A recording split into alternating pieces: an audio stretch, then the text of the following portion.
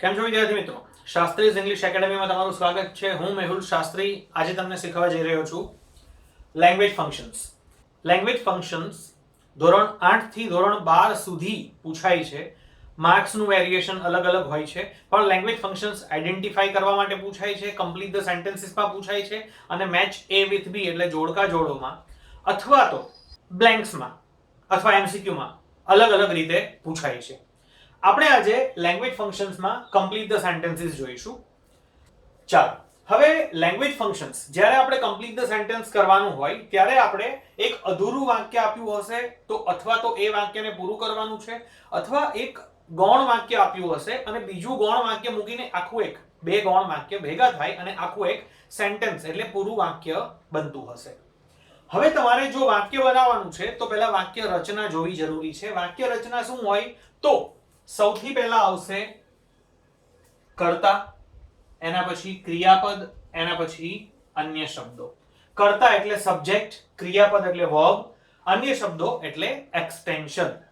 એક્સટેન્શનની અંદર ઓબ્જેક્ટ આવી શકે, પ્લેસ, ફ્રેઝ એટલે જગ્યા દર્શાવતું શબ્દ સમૂહ આવી શકે અને ટાઈમ ફ્રેઝ એટલે સમય દર્શાવતું શબ્દ સમૂહ આવી શકે. એ જરૂરી હોય તો મૂકવાનું રહેશે. મતલબ વાક્ય લખવા માટે તમારે કર્તા, ક્રિયાપદ, અન્ય શબ્દો મૂકવા જરૂરી છે.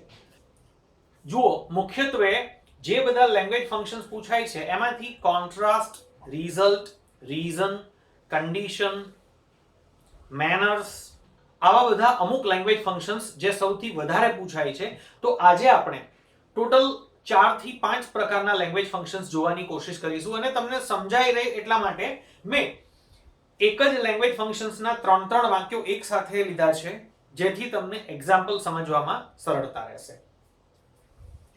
ધો હી ઇઝ ક્લેવર.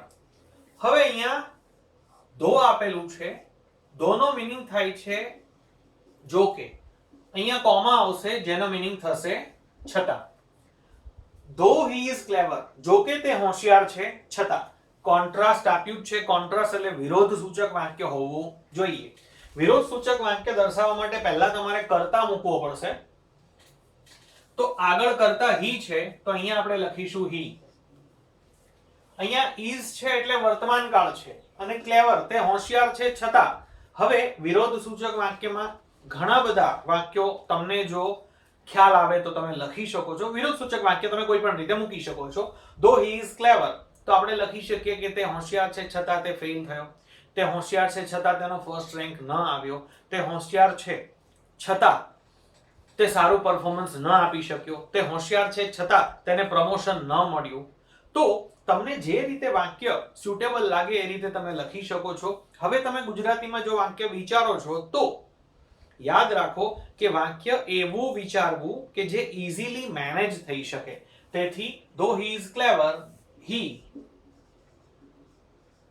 ફેલ્ડ. હવે અહીંયા વર્તમાન કાળ છે, અહીંયા ભૂતકાળ. એ હોશિયાર છે, હોશિયાર એનો સ્વભાવ છે, હોશિયાર એ એની પ્રકૃતિ છે. દર વખતે ફેલ ના થાય. એ લાસ્ટ એક્ઝામમાં ફેલ થયો એટલે અહીંયા તમે ભૂતકાળ લખી પણ શકશો, ભલે અહીંયા વર્તમાન કાળ રહ્યું. હવે અહીંયા વધારાના શબ્દો લખવા હોય તો લખી શકો. હી ફેલ્ડ ઇન મેથ્સ. અન્ય શબ્દો મૂકવા હોય તો મૂકી શકો છો. હી ફેલ્ડ સુધીનું વાક્ય પણ ઓકે છે. બીજું વાક્ય સમજો. She is fat. તેણી ફેટ એટલે કે જાડી છે. હવે અહીંયા ધો આપેલું હતું, અહીંયા કોઈ સંયોજક આપ્યું નથી, તેથી આપણે બટ લખી શકીએ. બટ, યટ અને સ્ટીલ. બટ, યટ અને સ્ટીલ એ પણ કોન્ટ્રાસ્ટ એટલે વિરોધ સૂચક શબ્દો છે. સામાન્ય રીતે તમારે કોન્ટ્રાસ્ટના બધા શબ્દો યાદ રાખવા જરૂરી છે. ધો, ઓલ ધો, ઇવન ધો, even if, but, yet, steel અને ઇન સ્પાઇટ ઓફ, ડિસ્પાઇટ. અહીંયા આપણે બટ લખ્યું છે. ધો શી ઇઝ ફેટ લખ્યું હોતે તો થતે. અહીંયા આપ્યું છે શી ઇઝ ફેટ, તેથી આપણે વચ્ચે બટ લખ્યું. શી ઇઝ ફેટ બટ કરતા કોણ? શી. હવે તેણી જાડી છે છતાં તેણી ઝડપથી દોડી શકે છે. She can run fast. હવે 3 નંબરના વાક્યમાં આગળ બ્લેન્ક આપી છે, પાછળનું વાક્ય આપ્યું છે. આગળનું વાક્ય તમારે પૂરું કરવાનું છે. ફરી પાછું કોન્ટ્રાસ્ટ છે. હવે યાદ રાખો બટ યટ અને સ્ટીલ એ હંમેશા વચ્ચે લખાય છે. આગળ લખવાનું હોય તો ફરી પાછું આપણે ધો લખીશું. અહીંયા કરતા કોણ હતું? હી, એટલે અહીંયા પણ હી લખી દીધું. ધો હી. હવે વાક્ય પૂરું કરવાનું છે. અહીંયા ભૂતકાળ છે. he got the first rank, તેનો પહેલો ક્રમ આવ્યો, તેનો પહેલો નંબર આવ્યો. તો કોન્ટ્રાસ્ટ વાક્ય મતલબ તેણે મહેનત કરી પણ પહેલો નંબર આવ્યો કે તેણે મહેનત ન કરી પણ પહેલો નંબર આવ્યો. તો વિરોધ દર્શાવવા માટે આપણે વાક્ય લખવું પડશે તેણે મહેનત ન કરી છતાં પણ એનો પહેલો નંબર આવ્યો. તો though he did not work hard, પછી આવશે comma, he got the first rank. પછી આવશે comma, he got the first rank. Though he did not work hard, he got the first rank. તો હવે આપણે બીજા પ્રકારના એટલે કે રિઝલ્ટ, પરિણામ સૂચક વાક્યો સમજવાની કોશિશ કરીએ. રિઝલ્ટ દર્શાવવા માટે so અથવા therefore તમે યુઝ કરી શકો છો અને તમે so dash that પણ યુઝ કરી શકો છો. so dash that. હવે અહીંયા આપ્યું છે he was ill. ધારો કે હું અહીંયા so મૂકી દઉં. so અને therefore માં કોઈ ફરક નથી. he was ill, so તે બીમાર હતો તેથી. અહીંયા કરતા he છે તેથી હું અહીંયા લખીશ he. બીમાર હતો તેથી એ સ્કૂલે ગયો કે તેથી સ્કૂલે ન ગયો? બીમાર હતો તેથી સ્કૂલે ન ગયો. બીમાર હતો તેથી ડોક્ટર પાસે ગયો. બીમાર હતો તેથી 2 દિવસ સુધી આરામ કર્યો. તો તમને જે વાક્ય સુટેબલ લાગે તે તમે લખી શકો છો. he was ill, so he did not go to school. હવે સ્કૂલ ને બદલે તમે ઓફિસ લખી શકો છો, મીટિંગ લખી શકો છો. he did not attend the meeting. he contacted his family doctor. he went home early. મિત્રો હવે આ જ વાક્યને તમે અલગ રીતે સમજો. જે અહીંયા આપણે so લખ્યું છે, જે અહીંયા આપણે so લખ્યું છે એને બદલે આપણે એમાં જો આપણે એમાં therefore યુઝ કરવું હોય તો સિમ્પલી તમે અહીંયા therefore મૂકી શકો છો,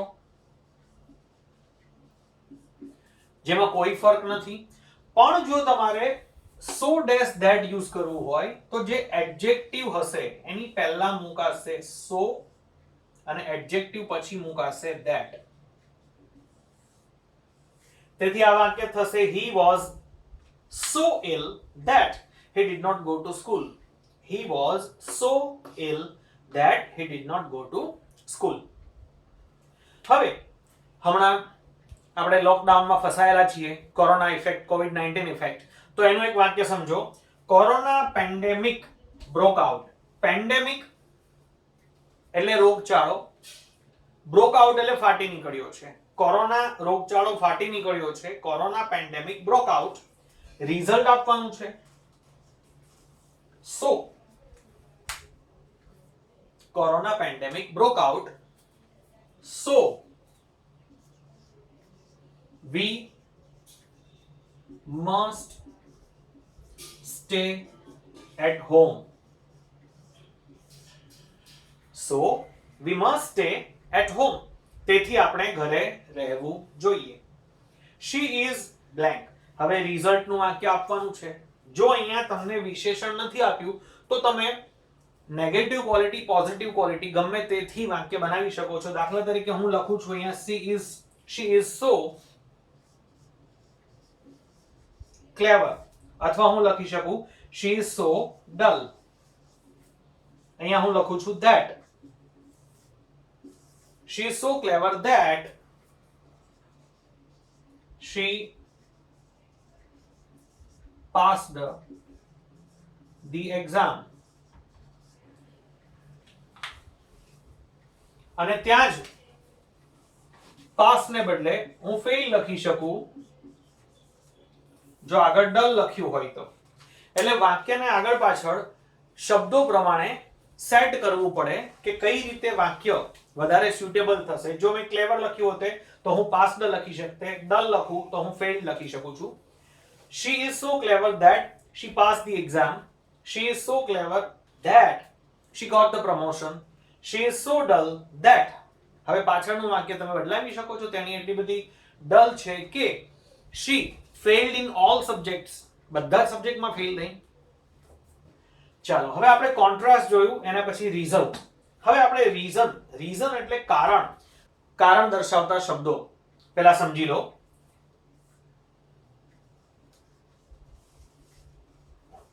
because, as, since. because, as અને since. મિત્રો because, as અને since ત્રણે ત્રણનો મીનિંગ તો એક જ થાય છે, કારણ કે પણ because હંમેશા વચ્ચે જ લખવામાં આવે છે, જ્યારે as અને since વચ્ચે પણ આવી શકે અને વાક્યની શરૂઆતમાં પણ આવી શકે. પહેલું વાક્ય he was ill.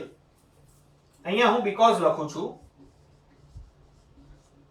તો મારે because થી શરૂ થતું વાક્ય વિચારવું પડે. because પછી મારે કારણ આપવું પડશે. he was ill because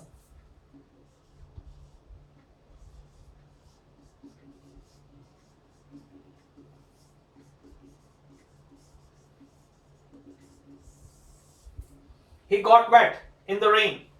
કારણ કે તે વરસાદમાં ભીનો થયો. he was ill because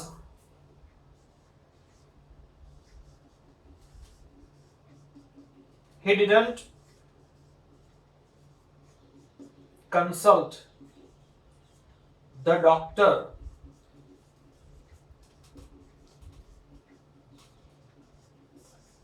in time. He was ill because he didn't consult the doctor in time. તેણે ડોક્ટરને in time કન્સલ્ટ ન કર્યા, તેથી તે બીમાર હતો. The teacher punished him. ટીચરે તેને પનિશ કર્યો. શું કામ પનિશ કર્યો? because અહીંયા him લખ્યું છે તો કર્તા તરીકે આપણે he લઈશું. because he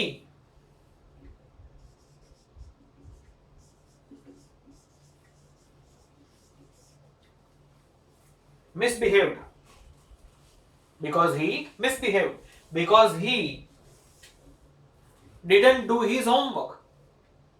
હવે વાક્ય આગળ પૂરું કરવાનું છે. પાછળનું વાક્ય છે he got the first rank. વાક્યની શરૂઆતમાં તમે because નહીં લખી શકો, તેથી હું અહીંયા as અથવા since ગમે તે લખી શકીશ. તો આપણે as અથવા since આગળ વાપરી શકીશું. નિયમમાં કોઈ ફરક નથી, વાક્ય જેમ છે તેવું જ રહેશે. કારણ કે he got the first rank છે તો કારણ કે તે હોશિયાર છે તેથી તેણે ફર્સ્ટ રેન્ક મેળવ્યો. કારણ કે તેણે મહેનત કરી તેથી તેણે ફર્સ્ટ રેન્ક મેળવ્યો. કારણ કે તેણે ખૂબ જ મહેનત કરી. કારણ કે હવે આ રીતે તમે કંઈ પણ વાક્ય વિચારો અને એ રીતે સેટ કરી શકો છો. તો as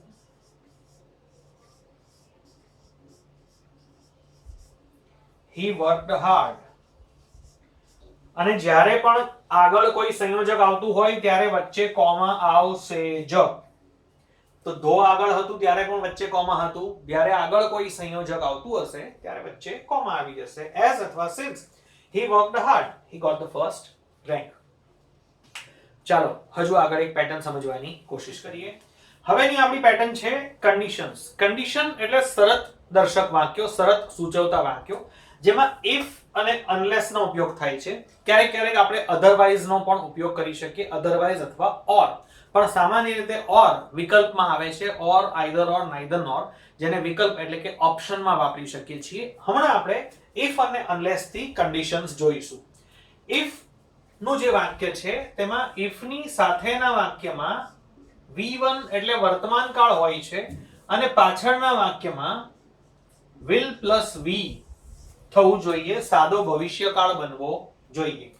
અહીંયા કરતા હતું you, તો if you work hard તો પહેલા તો મારે you લખી દેવાનું છે.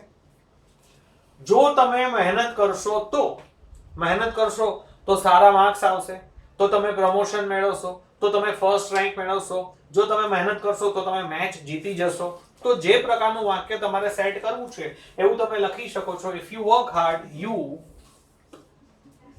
will get promotion.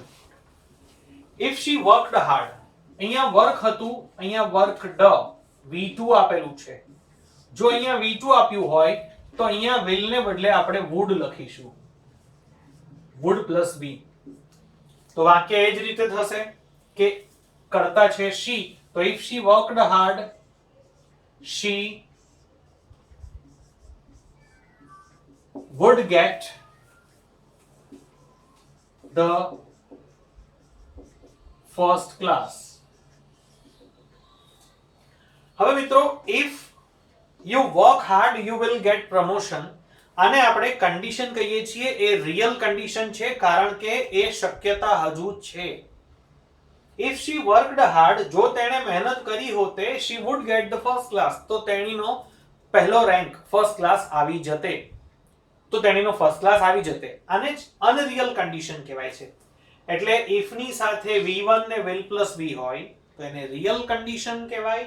if ની સાથે V2 અને would plus V હોય એને અનરિયલ કન્ડિશન કહેવાય. સામાન્ય રીતે તમારે કન્ડિશન આપેલું હોય તો એટલું જોવાનું કે V1 હોય તો will plus V આવશે અને V2 હોય તો would plus V આવશે. if it rains, rains વર્તમાન કાળ જ છે, તો we will go out. જો વરસાદ પડશે તો આપણે બહાર જઈશું. અથવા તમે એવું કહી શકો કે we will cancel our program. જો વરસાદ પડશે તો આપણે બહાર જઈશું ફરવા માટે, અથવા જો વરસાદ પડશે તો આપણે આપણો પ્રોગ્રામ કેન્સલ કરીશું. હવે unless, મિત્રો unless નો મીનિંગ થાય છે if not. unless you study એનો મીનિંગ થશે if you do not study. unless છે જે નેગેટિવ વાક્ય છે. unless ની સાથે કોઈ દિવસ not અથવા no લખાતું નથી, પણ unless ની સાથે એટલે unless ની સાથે કોમા પછીના વાક્યમાં તમે no અથવા not આવતું હોય લખવાની જરૂર લાગે તો લખી શકો છો. લખવું જ પડે એવું પણ નથી અને ન લખી શકો એવું પણ નથી. સામાન્ય રીતે જ્યારે એમ બોલવામાં આવે કે unless ની સાથે no અથવા not ન આવે તો એ માત્ર આટલા વાક્યમાં, પાછળના વાક્યમાં no અથવા not આવી શકે છે. unless you study એટલે જો, if you do not study, જો તમે ભણશો નહીં તો you will not get a job. unless you study you will not get a job. if you do not study you will not get a job. તો condition ના sentences if એની સાથે V1 comma પછી will plus V, unless ની સાથે પણ V1 અને comma પછી will plus V. not એ વાક્ય માટે છે. તમે આ જ વાક્ય લખી શકો છો કે unless you study you will lose your rank. જો તમે સ્ટડી નહીં કરશો તો તમે તમારો રેન્ક ગુમાવશો. એટલે પાછળના વાક્યમાં મીનિંગ પ્રમાણે નેગેટિવ પોઝિટિવ તમે તમારી રીતે સેટ કરી શકો છો, માત્ર વાક્ય શરતી હોવું જોઈએ. હવે એનું આપણું વાક્ય છે પર્પઝ. પર્પઝ એટલે ઉદ્દેશ અથવા હેતુ દર્શાવવો તે. સામાન્ય રીતે આ વાક્યને આપણે ટુ થી બનાવી શકીએ છીએ. Rahul went to bank. Rahul bank ગયો. શા માટે બેંક ગયો? To deposit money. આ ટુ ડિપોઝિટ મની જે છે એ એનો પર્પસ છે. એના બેંક જવાનો પર્પસ શું હતો? To deposit money. તો પર્પસ એટલે કે હેતુ અથવા ઉદ્દેશ દર્શાવવો હોય તો તમે કઈ રીતે વાક્ય લખી શકો? સામાન્ય રીતે એ વાક્યને so that અથવા in order that થી લખવામાં આવે છે. મિત્રો યાદ રાખો, જ્યારે that આપેલું હોય તો that પછી કમ્પ્લીટ ગૌણ વાક્ય આવે, એટલે કર્તા ક્રિયાપદ વાળું વાક્ય જોઈએ. હવે અહીંયા જો ટુ થી આપણે વાક્ય સેટ કરવું હોય તો એ આમાં નહીં થઈ શકે. આમાં Rahul went to bank so that, Rahul છોકરો છે એટલે આપણે લખીશું he, so that he. અહીંયા ભૂતકાળ છે તેથી હું. બે શબ્દો છે મારી પાસે, એમાંથી મારે કોઈ બી એક સિલેક્ટ કરવાનો છે.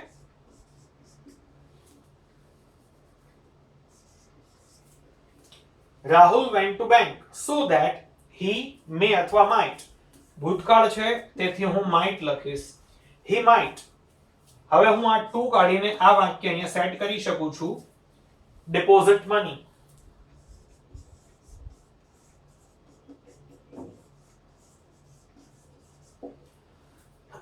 Rahul went to bank in order that અથવા so that બંનેમાં માત્ર સ્પેલિંગ નો ફરક છે.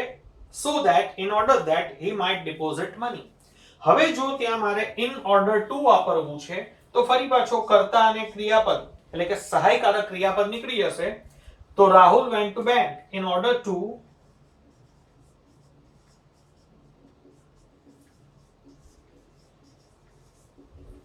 deposit money.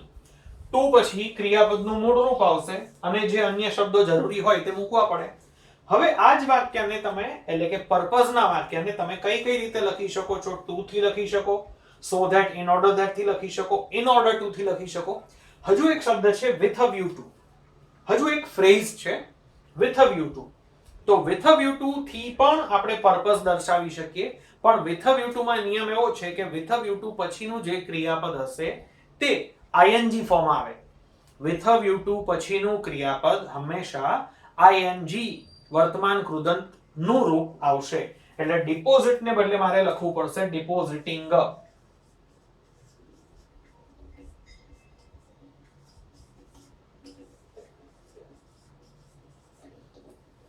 with a view to માં ભલે ટુ રહ્યું પણ છેલ્લે ing ફોર્મ આવે છે.